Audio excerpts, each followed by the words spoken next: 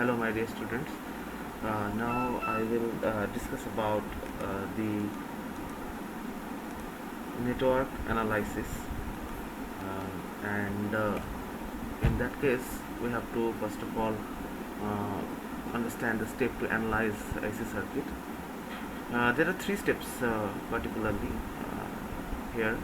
See, first step is transform the circuit to the phasor or frequency domain. Then solve the problem using circuit techniques, nodal analysis, mesh analysis, superposition, etc.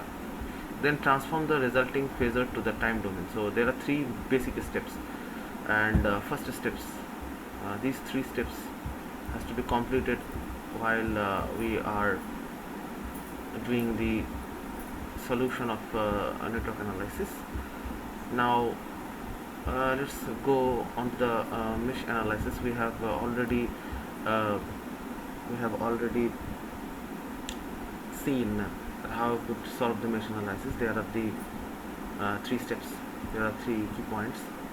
First of all, mesh analysis using the values of the current within a certain part of the circuit. You need to draw a mesh current. First of all, you have to draw the mesh current.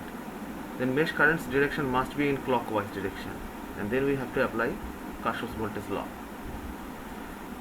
Key points of mesh analysis: there is a super mesh condition that occurs when current source is contained between two essential meshes.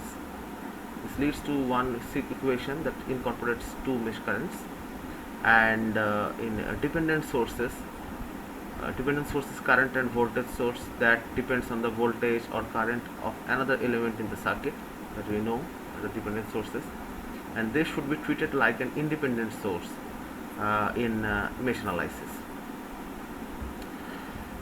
The key points of mesh analysis are: assign mesh currents, then apply KVL to meshes and solve the equations by using Cramer's rule, or you can use any kind of substitution rule to find out the currents. This is a reference problem. This is a practice reference problem, example of a practice problem. First of all, while finding out the current I0, we first of all draw the mesh currents in clockwise direction in three parts. Then we should calculate it as far as concerned that we have to apply the KVL in mesh 1. Okay, just look at the KVL in mesh 1. So 8I1 plus J10 ohm I1 minus I3, because there are two corresponding mesh currents are passing through to a single element.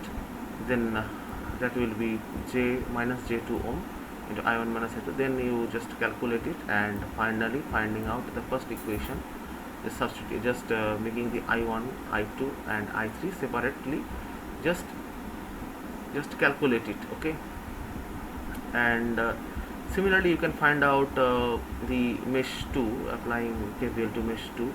Just you can look at it the same directions in mesh 2. You can find out minus J2 ohm I2 minus J2 ohm, that will be I1 minus I2, and in here that will be, sorry, I2 is here the mesh current, so I2 minus I1.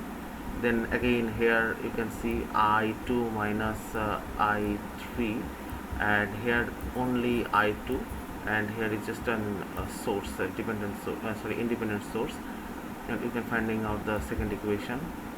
And I have solved it in previous lectures. You can see how can I solve it.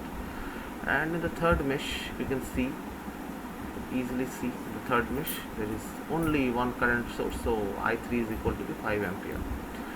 So after solving the three equations, we can easily find out the mesh currents from the circuit analysis, and substituting the equation 3 into equation 1 and 2, we can find out this. Then using the Cramer's rule or matrix form or whatever solution you might do, you can find out these currents from it. And you can also find out the current from using calculator.